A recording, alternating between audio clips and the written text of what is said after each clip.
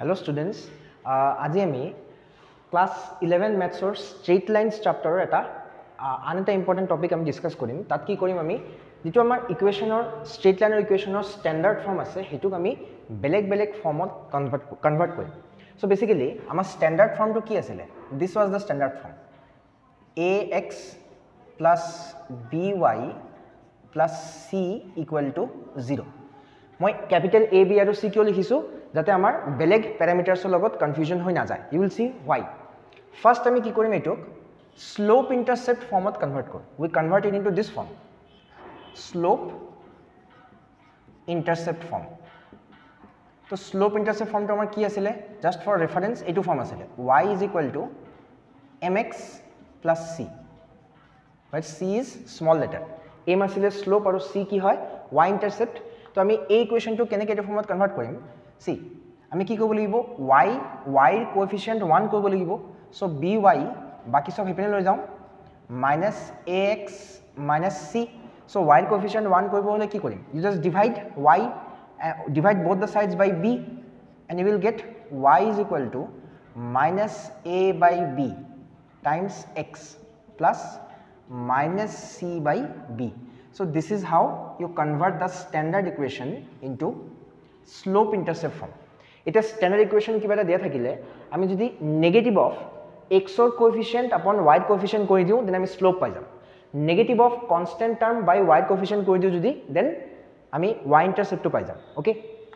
next আমি কি কৰিম we will convert it into intercept form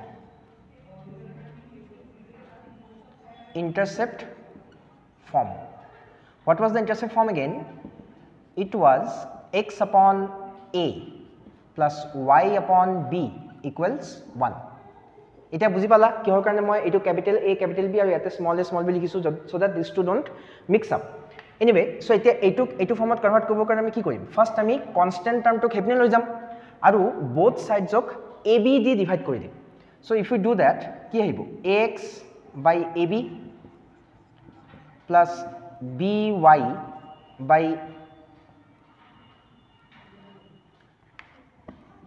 I'm sorry আমি কি কৰিম both side-ক c দি ডিভাইড কৰি দিম তাৰ মানে আমাৰ ax plus by plus c equal to 0 আছে আমি plus c টো হেপেন লৈ গলো so we get -c now আমাৰ কি লাগে ৰাইট সাইডত 1 লাগে ইয়াতে ৰাইট সাইডত কি আছে -c আছে so আমি কি কৰিম both side-ক -c দি ডিভাইড কৰি দিম তো -c দি ডিভাইড কৰিলে আমি কি পাম ax upon -c plus by upon -c equal to -c upon -c এটো 1 হৈ গল আৰু এটোক আমি কেনেকৈ লিখিম x by -c by a plus y by -c by b equal to 1 so this is our necessary equation ইয়াতে এটা কথা মন কৰিব লাগিব কি আমি যদি এই এক্সপ্ৰেছন দুটাক মনত ৰাখো দেন যিকোনো ইকুৱেচনক আমি স্ট্যান্ডাৰ্ড ফৰ্মৰ পৰা ইন্টাৰসেপ্ট ফৰ্ম বা স্লোপ ইন্টাৰসেপ্ট ফৰ্মত কনভাৰ্ট কৰিব পাৰো যেনেকৈ ইয়াতে -c by a ইয়াতে c আছে ইয়াতে a আছে c by a কৰি নেগেটিভ কৰি দিলে আমি অলৰেডি x ইন্টাৰসেপ্ট পাই যাম লাইকৱাইজ y ইন্টাৰসেপ্ট পাই যাম -c by b কৰি দিলে ওকে সো নেক্সট আমি সাম নৰমাল ফৰ্মত কেনেকৈ কনভাৰ্ট কৰা হয় হেতু অলপমান ট্ৰিকি হয় সো ষ্টে টিউনড